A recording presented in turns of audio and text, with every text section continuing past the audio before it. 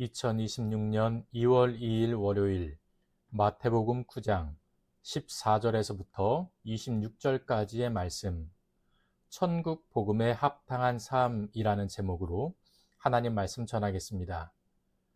마태복음 9장은 예수님의 사역이 어떤 성격을 지니는지를 점점 더 분명하게 드러내는 장입니다. 본문은 세 가지의 장면을 보여주는데요. 죄인들과 식사하시는 예수님, 혈루증을 고치시는 예수님, 그리고 죽은 소년을 살리시는 예수님을 볼 수 있습니다. 본문에서는 하나같이 다 기존 종교 질서와 정면으로 충돌하시는 예수님의 모습이 나타납니다. 당시 유대 사회에서 금식은 매우 중요한 신앙행위였습니다.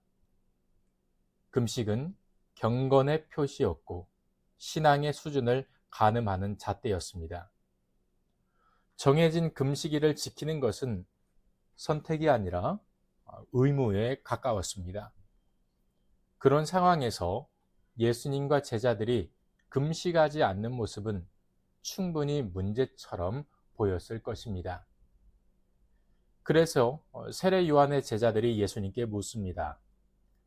우리는 금식하고 바리새인들도 금식하는데 왜 당신의 제자들은 금식하지 않습니까? 이 질문은 단순한 궁금증이 아니라 당신의 신앙은 왜 우리와 다릅니까? 라는 문제 제기였던 거죠. 그리고 이 질문을 계기로 예수님은 천국 복음이 요구하는 전혀 새로운 삶의 틀을 가르치십니다. 첫째로, 새 포도주는 새 부대에 담아야 한다는 말씀이죠. 17절 말씀입니다. 새 포도주를 낡은 가죽 부대에 넣지 아니하나니 그렇게 하면 부대가 터져 포도주도 쏟아지고 부대도 버리게 됨이라. 새 포도주는 새 부대에 넣어야 둘이 다 보존되느니라. 아멘. 예수님은 먼저 금식의 의미부터 새롭게 해석하십니다. 금식은 본래 슬픔의 표현이었습니다. 죄 앞에서 자신을 낮추고 하나님의 도우심을 구하는 행위였습니다. 그러나 예수님은 지금이 어떤 때인지를 분명히 아십니다. 신랑과 함께 있을 때에 혼인잔치에 손님들이 슬퍼하며 금식할 수 있겠느냐? 예수님은 자신을 신랑으로 비유하십니다. 이는 단순한 수사가 아니라 메시아적 선언인 거죠. 하나님 나라의 왕이 오셨고 천국 백성을 모으는 기쁨의 시간이 시작되었다라는 뜻입니다. 지금은 슬퍼하며 금식할 때가 아니라 기뻐하며 누릴 때다라는 거죠. 그리고 예수님은 두 가지 비유를 덧붙이십니다. 새 헝겊을 낡은 옷에 대지 않고 새 포도주를 낡은 가죽 부대에 넣지 않는다는 비유입니다. 여기서 새 포도주는 천국 복음의 내용을 가리키고 새 부대는 그 복음을 담는 삶의 틀과 태도를 의미합니다. 하나님 나라가 이미 시작되었는데 그것을 옛 종교 관습과 율법의 틀 안에 가두려는 것은 결국 복음도 사람도 모두 망가뜨리는 일입니다. 천국 복음은 단순히 기존 신앙생활에 무엇인가를 덧붙이는 것이 아닙니다.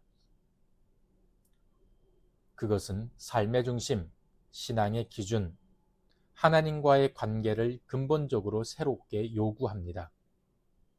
그리고 예수님은 천국 백성에게 새로운 틀로 살아가라고 부르십니다.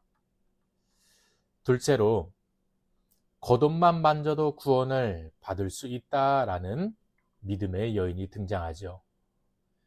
20절과 21절 말씀입니다. 12의 동안이나 혈루증으로 앓는 여자가 예수의 뒤로 와서 그 겉옷가를 만지니 이는 제 마음에 그 겉옷만 만져도 구원을 받겠다 함이라. 아멘. 자, 그러면은 질문을 할 수 있겠죠.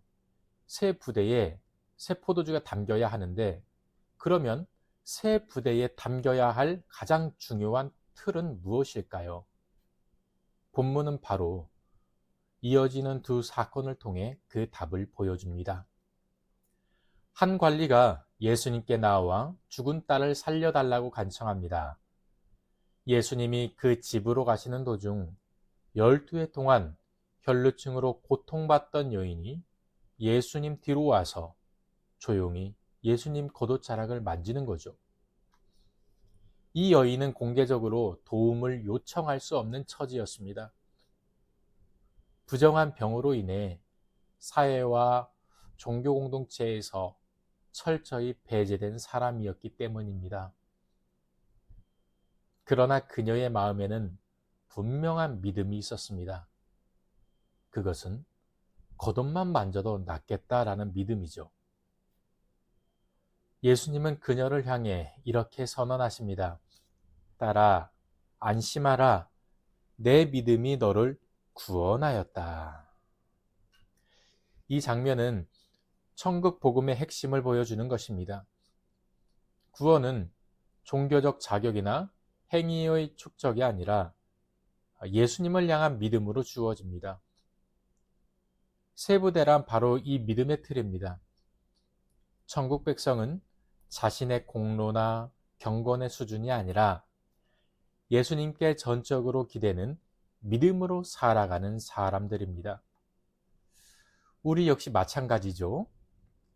우리가 천국 백성으로 살아간다는 것은 문제의 크기보다 주님의 능력을 더 크게 보는 삶입니다. 이 정도면 안 될 거야가 아니라 나는 이 정도지만 주님이라면 가능하겠다라는 믿음입니다.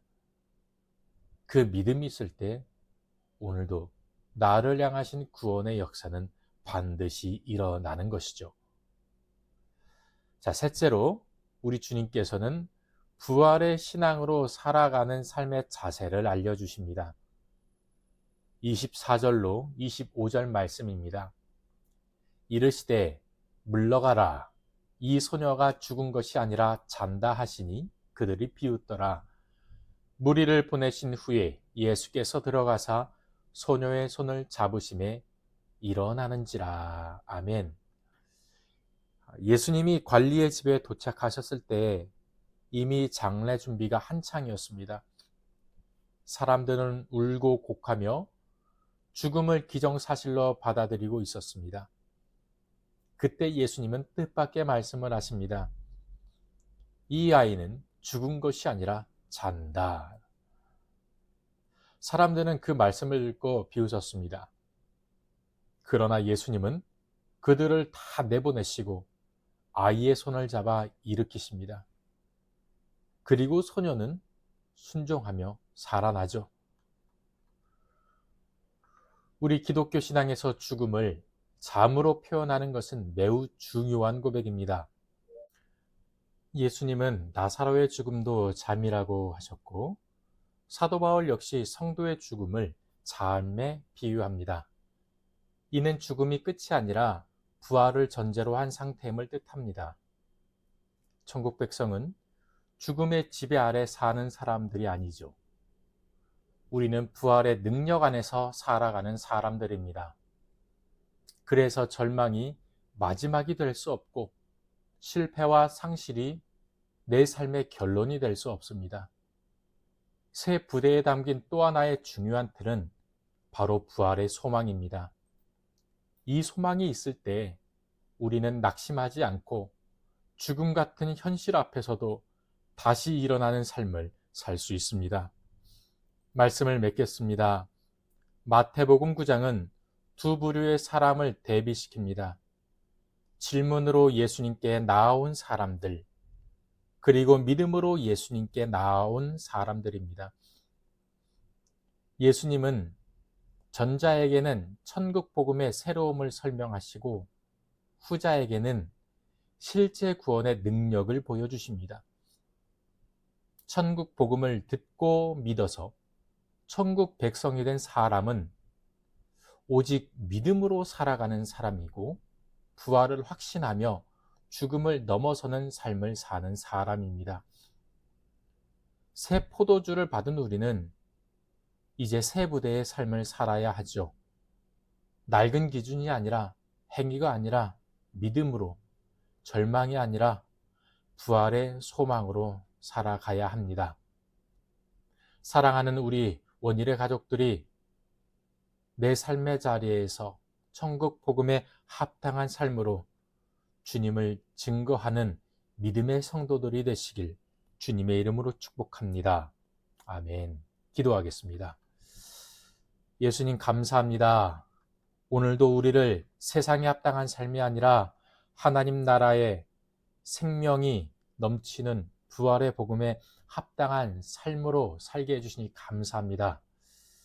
나의 연약한 육신 가운데에 성령의 능력이 담겨 있기를 원합니다. 성령의 기름 부으심이 내 머리부터 발끝까지 충만케 해주시고 성령의 충만함으로 인하여서 예수님의 동역자로 그 사명 넉넉하게 감당하게 하여 주시옵소서. 내 안에 있는 믿음이 나의 어떠한 공로로 성장하는 것이 아니라 예수님의 겉옷만 만져도 낫겠다라는 진실된 믿음으로 나아가게 하여 주옵시고 이 믿음 또한 주님께서 주신 선물이오니 예수님 보시기에 가장 아름다운 믿음으로 더 키워나가게 하여 주시옵소서. 또한 내 삶의 자리에서 절망과 눈물과 비판과 부정의 언어로 말하는 것이 아니라 부활의 소망의 언어로 저 천국을 바라보면서 표대를 향하여 나아가는 성도들 되게 하여 주시옵소서. 오늘도 천국 복음에 합당한 삶으로 예수 그리스도의 증인된 삶을, 그리스도의 향기되는 삶을 살게 하여 주시옵소서. 모든 영광 하나님께 올려드리며 생명 되신 예수님의 이름으로 기도합니다. 아멘.